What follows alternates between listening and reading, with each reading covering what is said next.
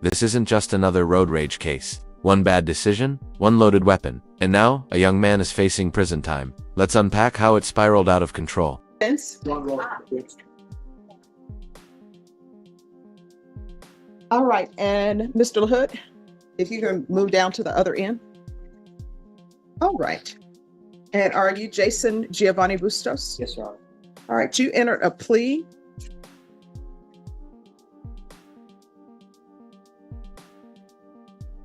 on January 13th to count 1 guilty. The state waived count 2 without objection. You applied for deferred adjudication. According to the plea bargain agreement, punishment is to be assessed at 6 years in the prison. There's a $2,000 fine.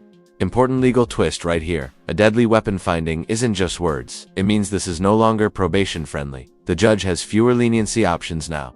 There's an affirmative finding of deadly weapon. The state opposes your application for deferred adjudication, and there's to be restitution and no contact to the complainant.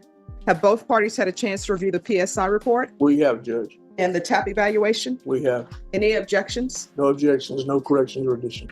Any objections from the state? No, Your Honor. All right, any witnesses, state? No, Defensive no, witnesses? Oh, yeah. All right, Tell my client just very briefly. all right, could you raise your right hand? Do you solemnly swear or affirm the testimony you give will be the truth and nothing but the truth, so help you God? Yeah. All right, you can lower your hand, state your name for the record. Jason Giovanni Bustos. All right, defense. Jason, you admitted when you were here, you admitted to probation that you shot and gun at this other person, correct? Yes. And this had to do with on a road, you and another vehicle were playing jockey back and forth, correct?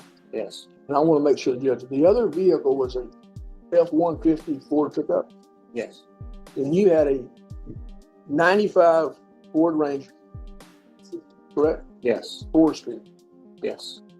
And you felt threatened by, is that what you assume you felt threatened by the actions of your driver? Yes. That's a big red flag. When a judge openly tells you you overreacted with a gun, it signals the court sees your actions as excessive, not protective. You know now, when you carry guns, things like this can happen. You can overreact. You understand that that's not very smart, right? Yes. That's not a smart thing. You overreacted.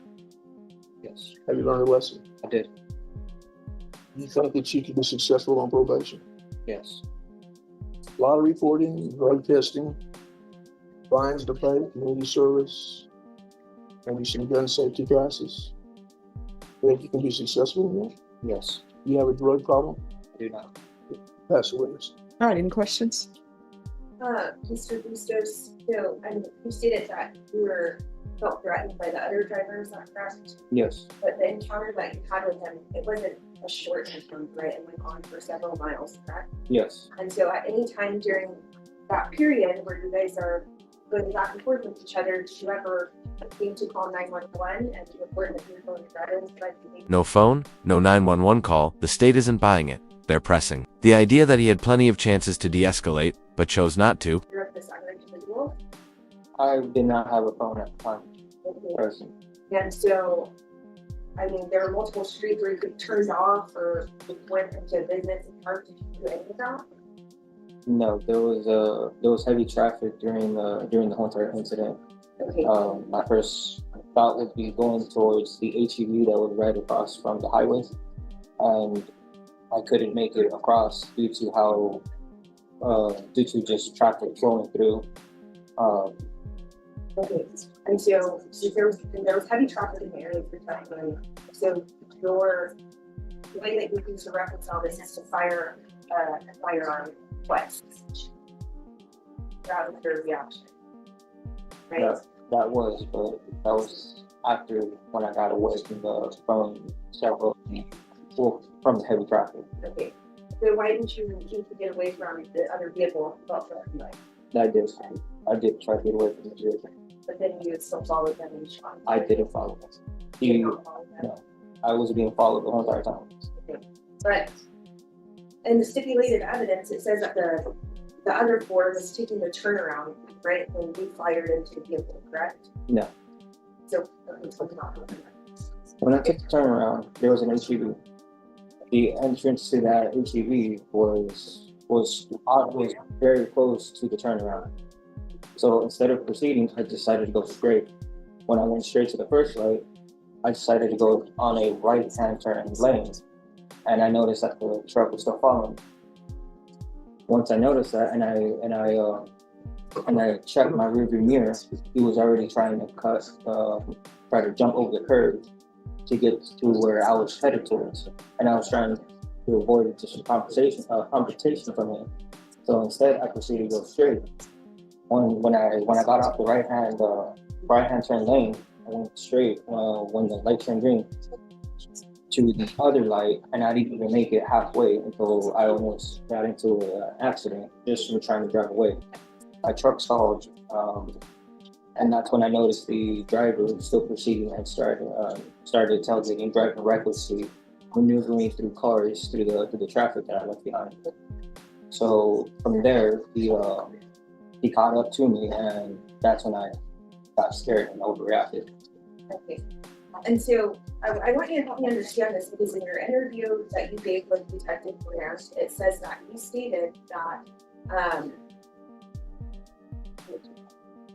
during some of the swerving that you catched up to the other Ford, and that's when the truck slowed down and tried to cut you off. And then that was in the highway. That's when you exited and took a turnaround, and then that's when you shot into the other truck. And here's the moment of truth. The suspect admits he pulled the trigger after a long pursuit. That's not panic, that sounds like retaliation. So on the highway, if you had an opportunity to catch up to him, why didn't you just go somewhere else? Did you think that your response was reasonable to shoot in his vehicle? No, it wasn't. Let me follow up.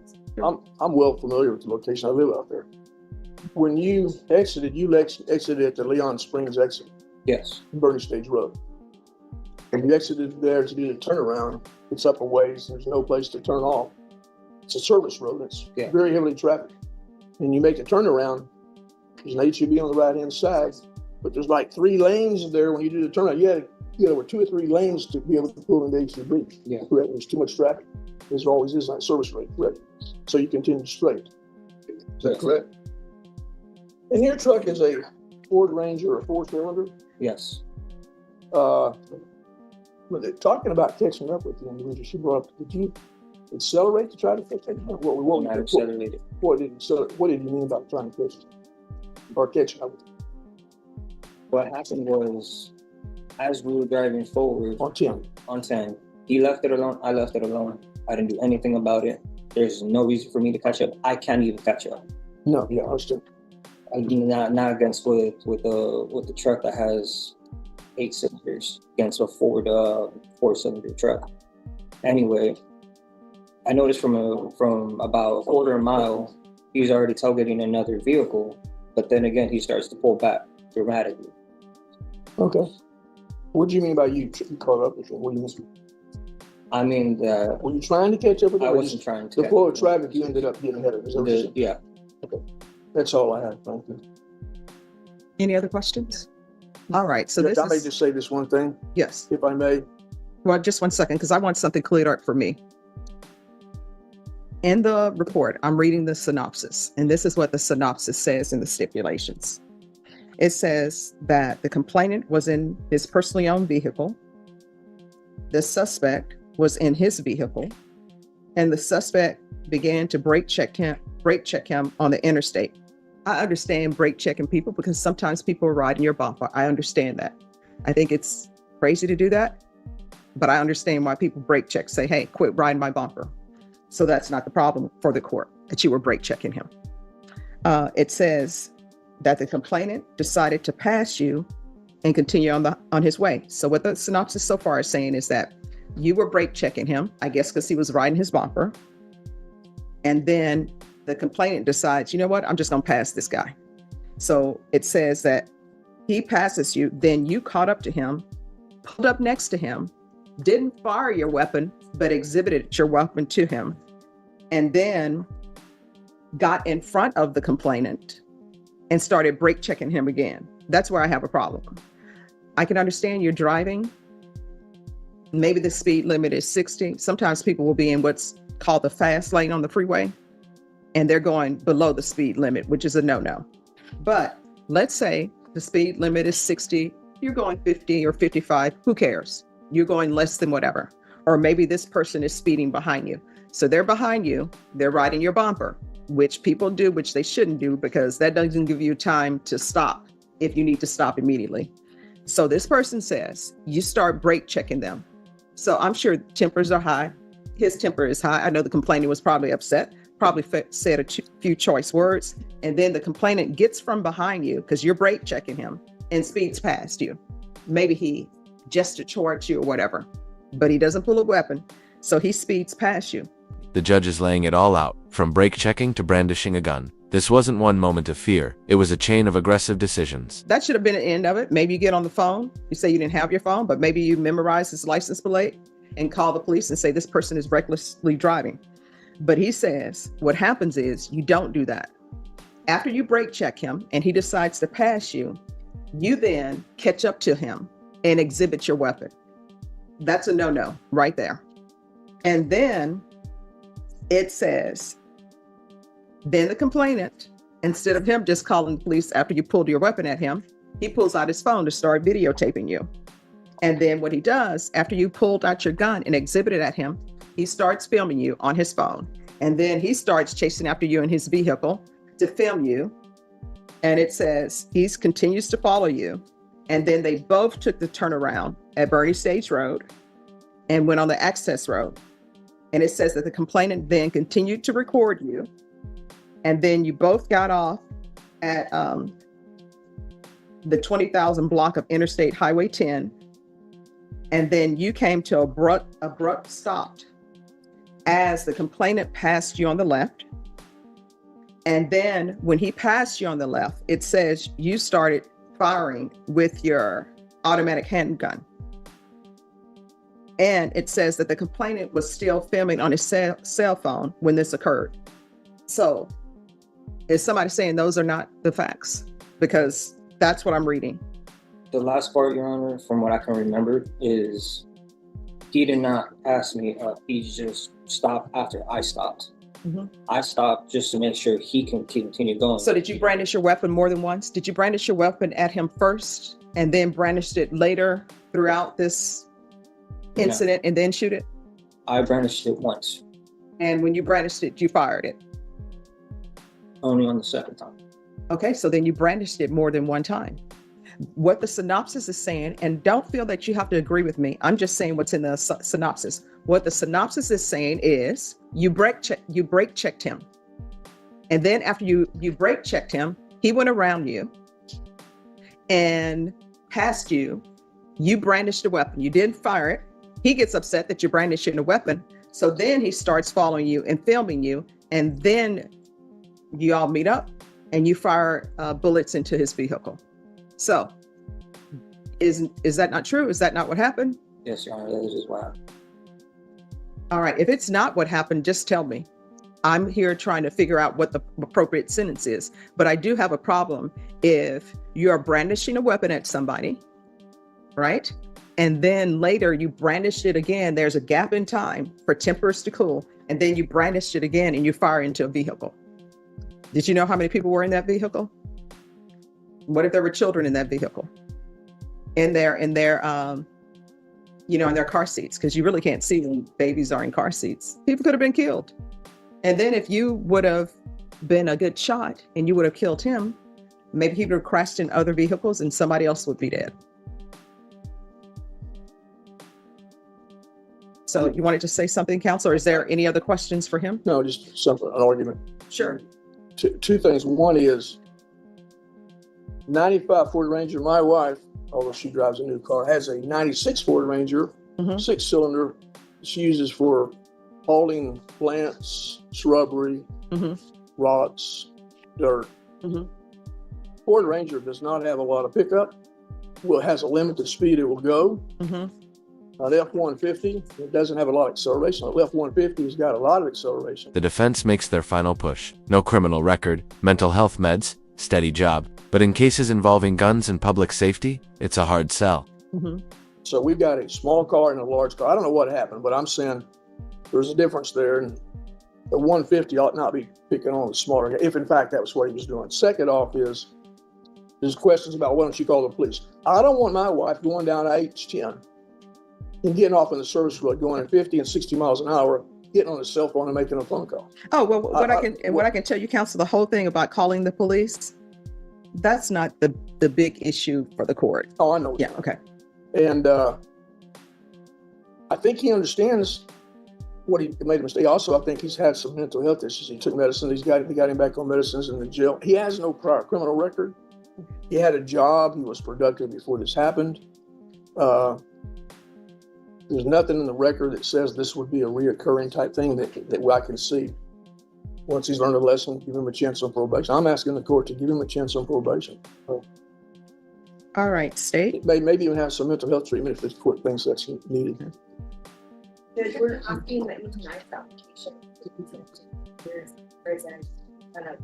One thing to define, I think, is that it had a even up to being denied but the evidence that was stipulated to problematic, average driver's worst nightmare, to be fired upon wasn't just drivers and fire. And my point about bringing up whether he called 911 or not was that he had a sufficient time to cool down or pull over and retreat, and he did not. He decided to engage and brandish his weapon one time and then fire it twice into that truck. And he's lucky that he didn't have better in because he'd be here for a different charge if that were the case. And so for those reasons, we're asking this. All right. Is there any objection to the restitution of $250 to the complainant for his deductible? No, Your Honor. All right. The court is going to find you guilty. The court will sentence you to a $2,000 fine, time and money to run concurrent. There's an affirmative finding of deadly weapon. I'll ask for the therapeutic community based on the mental health. And I do understand, based from reading the synopsis, what was going on with both parties. And there was bad behavior on both sides. But Mr. Giovanni, this is not a probation case. So what I'm going to do is I'm going to sentence you to 4 years in the prison, give you credit for any time served. There's an affirmative finding of deadly weapon. There's to be no contact with the complainant, and $250 of restitution to the complainant. Did you review the document entitled Trial Court Certification of Defendant's Rights to Appeal with your attorney? Did you understand it and sign it? When we did all this, you don't have a right to do it. All right, because this is a plea bargain agreement, because I followed your plea bargain agreement, and because you waived your right to appeal, you do not have the court's permission to appeal. Because this is a felony conviction, you're not allowed to own or possess any weapons or ammunition. If you have a question over what a weapon or ammunition is, you'll need to speak to an attorney. All right, we can go off the record. So I gave you something less than what the state requested because of the facts of your case. The judge's final words hit hard. A gun shouldn't be the solution to every problem. This wasn't about self-offense, it was about anger, and now, consequences. You're going to have to get a control of your anger, and you're going to have to start making better decisions. A gun should not be the answer to every issue that comes up. All right, good luck to you. And he gets credit for time served, right? Yes. It's a fair thing to do. You'll be eligible for parole after 1 half. You get credit for the time you do. Thank you, counsel. Thank you. That's it.